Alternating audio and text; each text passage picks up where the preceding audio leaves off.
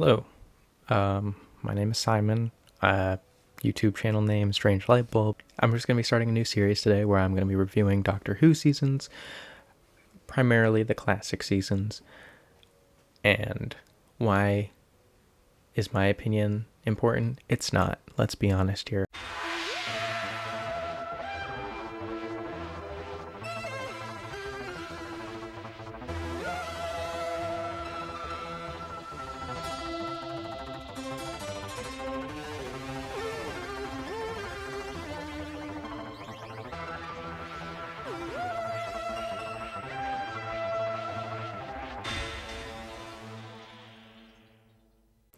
Anyways, I'm a big fan. I'm a big Doctor Who fan, and so that's what I'm here to do. Now, today I'm going to be reviewing season 26, otherwise known as Sylvester McCoy's third season, and I'm going to be just reviewing. I'm not going to be doing box set reviews. If that's what you're looking for, that's not what I'm doing. I'm not going to be reviewing special features. I'm reviewing the stories and the season as a whole and what I think of it. And so, yeah, let's get into it.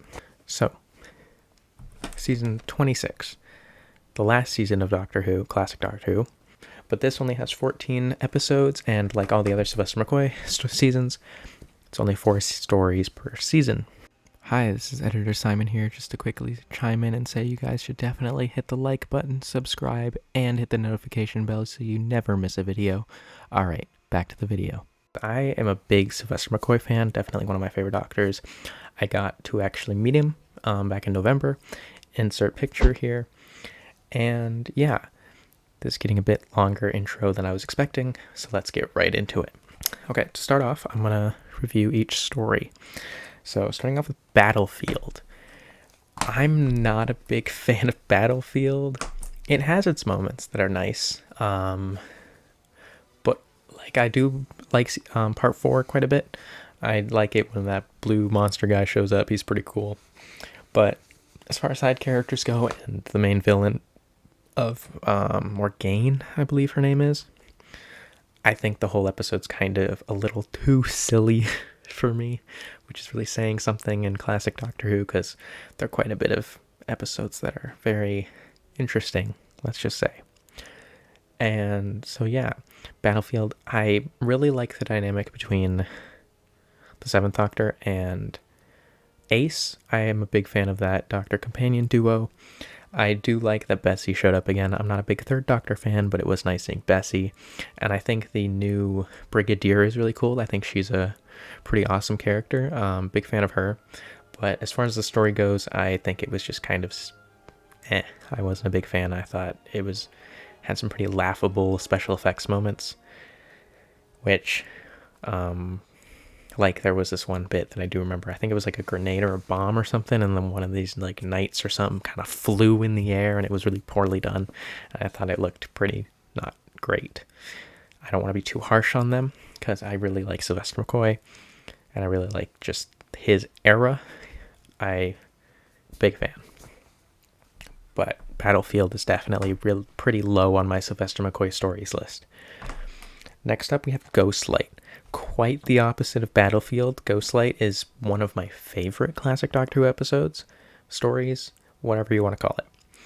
I really like the spooky haunted house atmosphere throughout the whole thing, and I really like how dramatic they make certain moments, primarily when the maids kind of enter the room. They make it super dramatic. The doors open, they all walk in, plays dramatic music. I'm a big fan, and I just like the whole mysterious, like ominous atmosphere throughout the whole story, and I think it really fits. The story itself, like the actual plot, is kind of weird. It's very confusing, but it does deserve a rewatch if you've only seen it once, because I think you kind of pick up on things. When I first watched it, I kind of mostly understood what's going on, but I had to rewatch it. I also read the Wikipedia page to get a better idea of what the plot was. I'm more into the episode for it. It's like atmosphere. I really like the spooky haunted house atmosphere throughout, and I think it's a really good late night Doctor Who episode because it's just got late night vibes, you know. And I also really like the whole Perryvale stuff going on with Ace and the Doctor, and how the Doctor kind of tricks her. I don't want to spoil it too much, but it's interesting, and it does create drama between the two main characters, which you don't really see a whole lot of in classic Doctor Who.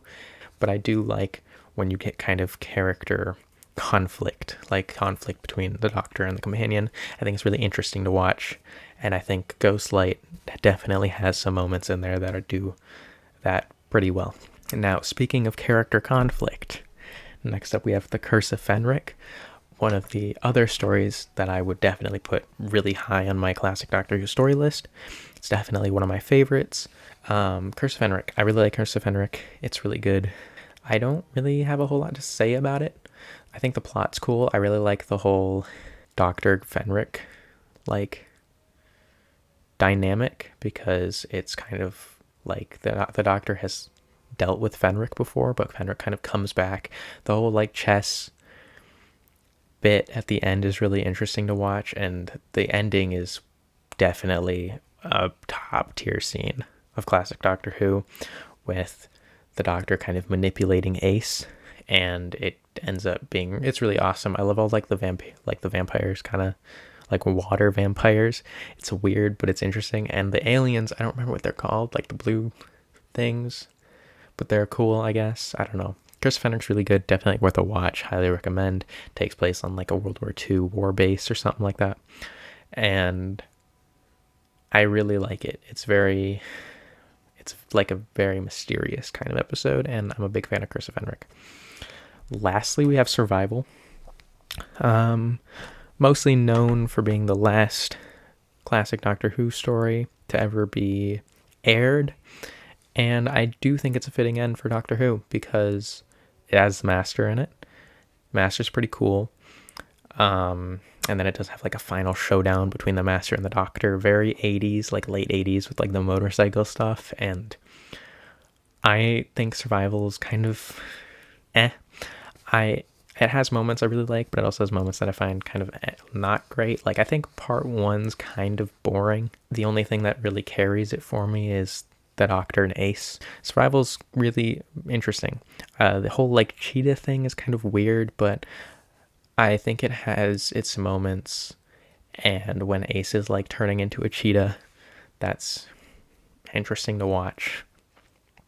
And then the whole Doctor Master showdown where they kind of show back up in Cheetah World, and the Doctor's like raising the rock over his head. Yeah, the whole Doctor Master showdown with the rock and like the fire is really cool to watch. And yes, yeah, so those are what I think of all four of the stories. I think it's a very mixed bag, just because I don't like Battlefield. I really like Ghostlight and Curse of Fenric, and I think Survival's it's fine. So like overall, I'd say it's a good season. Is it the best Sylvester McCoy season? I don't know, because I haven't seen all of season 25. But it's definitely better than season 24, which isn't saying a whole lot.